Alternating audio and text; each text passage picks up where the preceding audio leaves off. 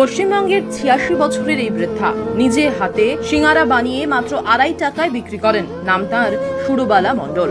বয়স তাঁর কাছে শুধুই একটি সংখ্যা। ইচ্ছে শক্তি আর কাজের অদম্য জেদের কাছে বয়স যেন সবসময় হার মানে। এ কথাই বারবার প্রমাণ করে দিয়েছেন সুরবালা দেবী। প্রায় ৩ দশক ধরে কেবল ভালোবাসা আর একরকম নেশার টানে চালিয়ে যাচ্ছেন নিজের সিঙ্গারার দোকান। এই বয়সের ভার বা শারীরিক ক্লান্তি কিছুই থামাতে পারেনি তাকে। প্রতিদিন নিজের হাতে সিঙ্গারা তৈরি করে সন্ধ্যার আগে দোকানে সাজিয়ে বসেন তিনি, আর বিক্রি চলে 10টা 11টা পর্যন্ত। খাস্তা সুস্বাদু সেই সিঙ্গারার স্বাদ মুখে লাগলেই মানুষ প্রশংসায় পঞ্চমুখ হয়ে ওঠেন। এমনকি বহু দূর দূরান্ত থেকেও ক্রেতারা আসেন তাঁর দোকানে। বর্তমানে চোখে ভালো দেখতে না পাওয়ায় সিঙ্গারা ভাজার কাজটা বেশিরভাগ সময় করে দেন তার ছেলে পরিতোষ মণ্ডল।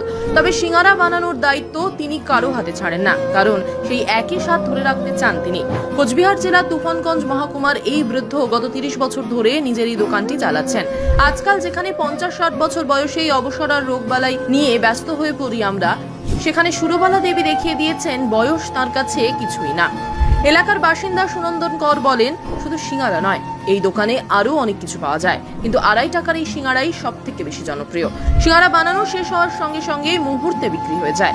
স্থানীয়দের ভালোবাসা পেরিয়ে আজ সুরবালা দেবী ও তাঁর সিঙ্গারার গল্প ছড়িয়ে পড়েছে তুফানগঞ্জের বাইরেও। কেউ বহু দূর থেকেও আসেন শুধু তাঁর হাতের এই সিঙ্গারা খাওয়ার জন্য। দোকানে এলেই হাসি মুখে স্বাগত জানান তিনি। শোনা যায়, কোনো শিশু যদি পর্যাপ্ত টাকা না নিয়ে আসে, সুরবালা দেবী বিনা পয়সায় সিঙ্গারা দিয়ে দেন তার হাতে।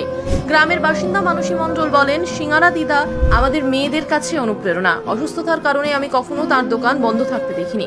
ছুটির দিনেও তিনি কাজ চালিয়ে যান। তার জেদ, পরিশ্রম আর জীবন শক্তি আমাকে যেন বারবার টানে, তেমনি তার সিঙ্গারাও আমাকে বারবার টানে।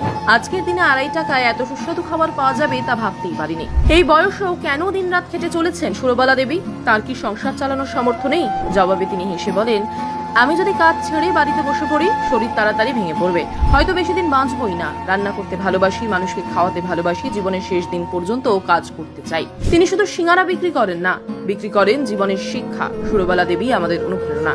আমরা কলকাতা এক্সপ্রেস তার সুস্বাস্থ্য ও দীর্ঘায়ু কামনা করি।